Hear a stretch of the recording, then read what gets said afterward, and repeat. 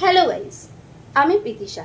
আজ চলে এসেছি একটা ছোট্ট ভিডিও ক্লিপ নিয়ে, যেটা ধরো আমি আমার জীবন দিয়ে শিক্ষা পেয়েছি।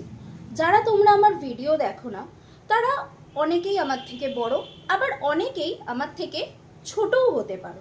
তাই যারা বড় তাদেরকে আমি কোনো শিক্ষা দেওয়ার জন্য ভিডিওটা বলছি না, জাস্ট আমি আমার জীবন দিয়ে যে ধরনের এক্সপিরিয়েন্স থেকে যে ধরনের শিক্ষা পেয়েছি সেটা থেকেই তোমাদের একটা জিনিস বলছি।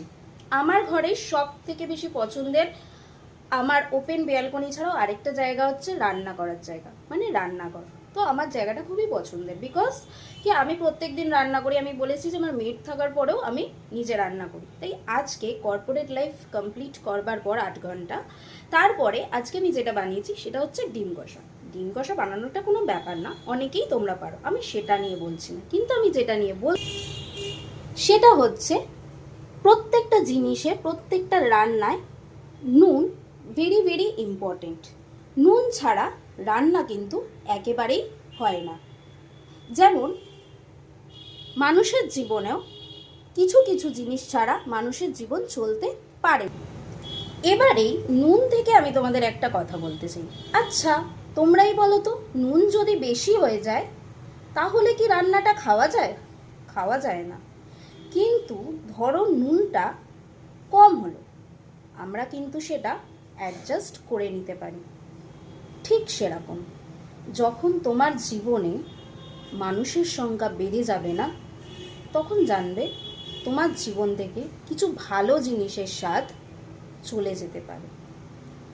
কম থাকলে তুমি পরবর্তীকালে মানুষকে ঠিক বাড়িয়ে নিতে পারবে।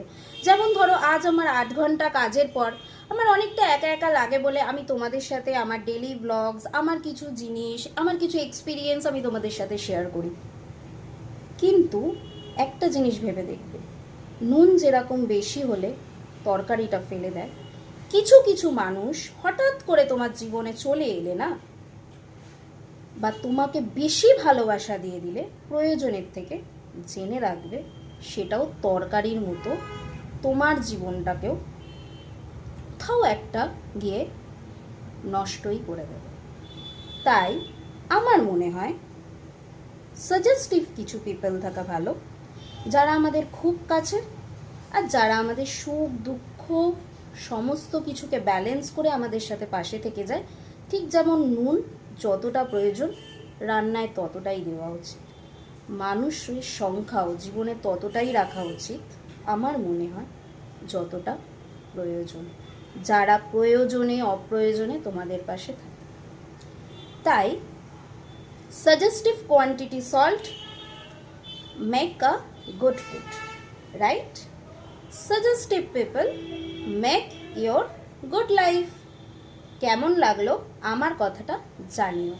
যদি ভালো লেগে থাকে তাহলে প্লিজ লাইক, কমেন্ট, শেয়ার আর সাবস্ক্রাইব করে দিও চ্যানেলটাকে।